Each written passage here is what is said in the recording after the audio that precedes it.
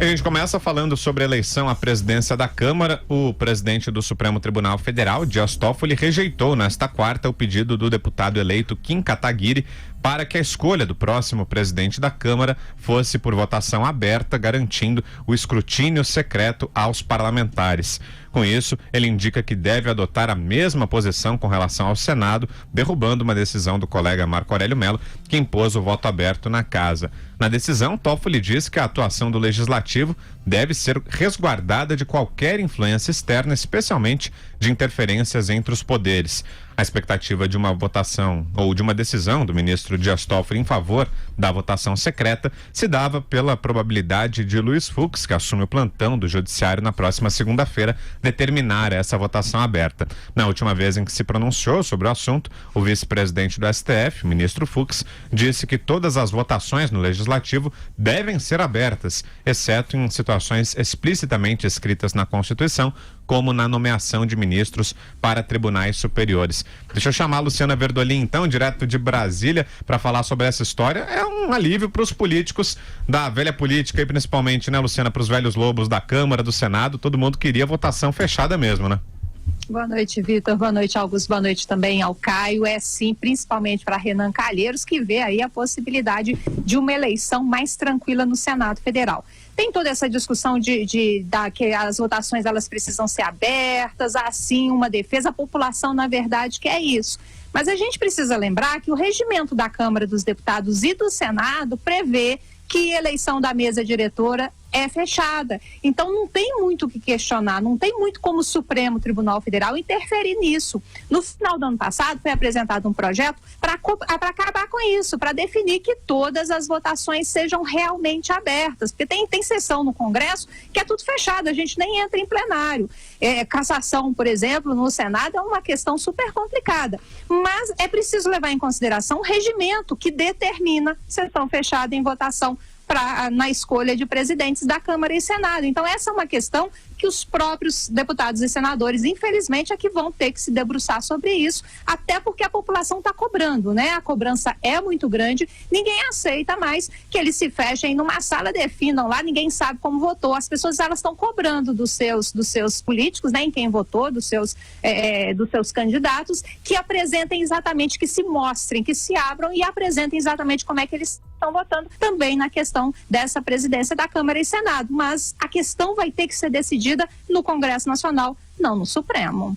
E aí, o que você acha dessa história de votação aberta, votação fechada? Eu estava me questionando, sabe, Vitor Augusto, desde quando a lei interessa ao Supremo Tribunal Federal? Não é?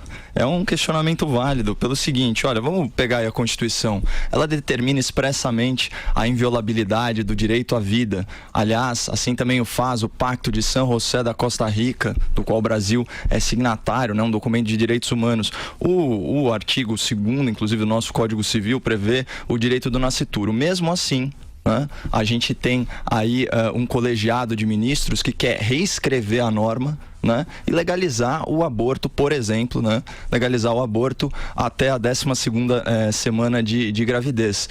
Olha, se isso for feito, que seja feito pelo Congresso. Né? Só que o que é feito aqui no Brasil é que muitas vezes a gente tenta avançar a legislação via judiciário. Isso está muito errado. Eu dei esse exemplo de uma legislação sobre costumes, mas a gente poderia falar também do fatiamento do impeachment.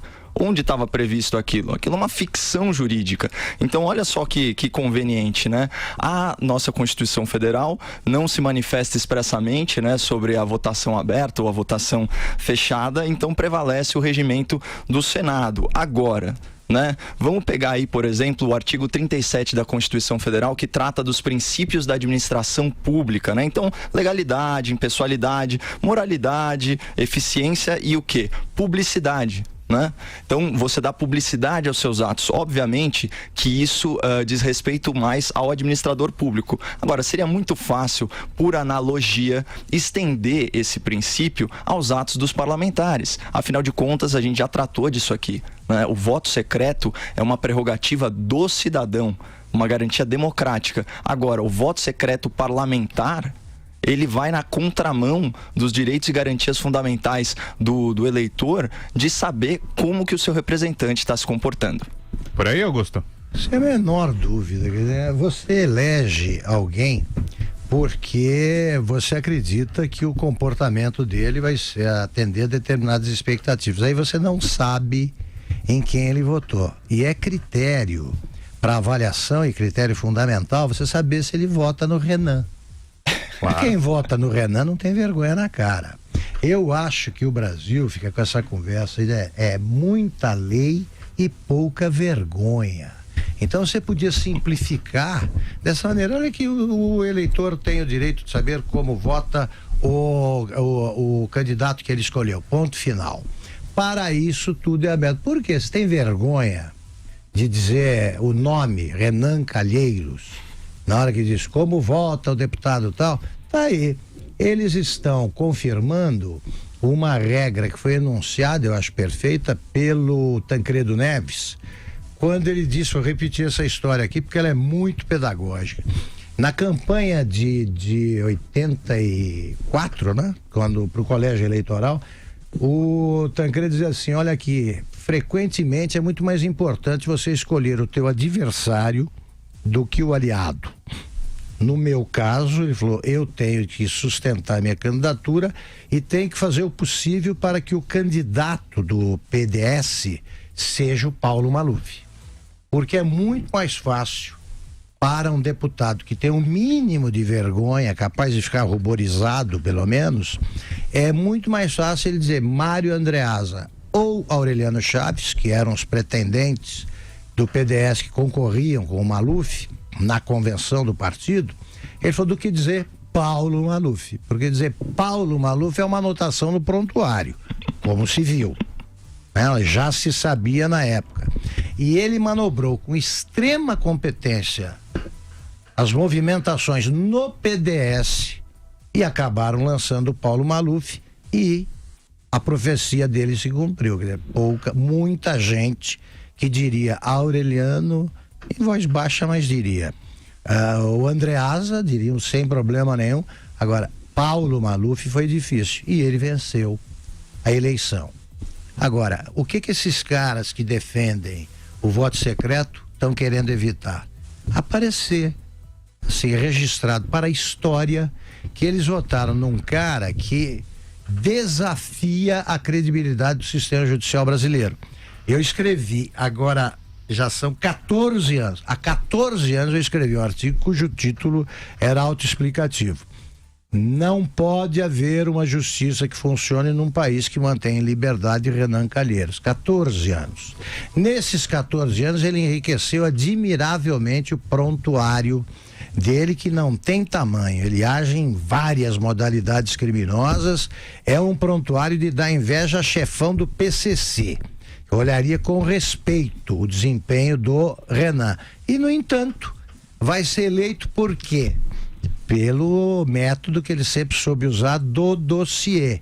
Todo mundo sabe que ele não presta, mas alguns ainda posam de pais da pátria ou gente preocupada minimamente com a ética e tem lá um dossiê, que é a especialidade dele, montado pelo Renan, dizendo que esse cara aí não é muito diferente de mim. Então isso o caracteriza como extorsionário, e é como extorsionário que ele vai conseguir ganhar essa eleição com a ajuda inestimável e previsível do ministro Dias Toffoli, claro. Só fazer uma emenda aqui, isso daí já sinaliza também, né, Augusto, que vai cair... Câmara e Senado. Câmara e Senado. Vai cair o mandado de segurança que determina o voto aberto no Senado vai também. Cair. Isso foi de uma decisão de 19 de dezembro, né? E agora com o juiz plantonista vai cair, mas pelo menos já sabemos, já que é critério para avaliar políticos e bancadas, né? O recurso para derrubar o mandado de segurança vem do Solidariedade e do MDB. Tá.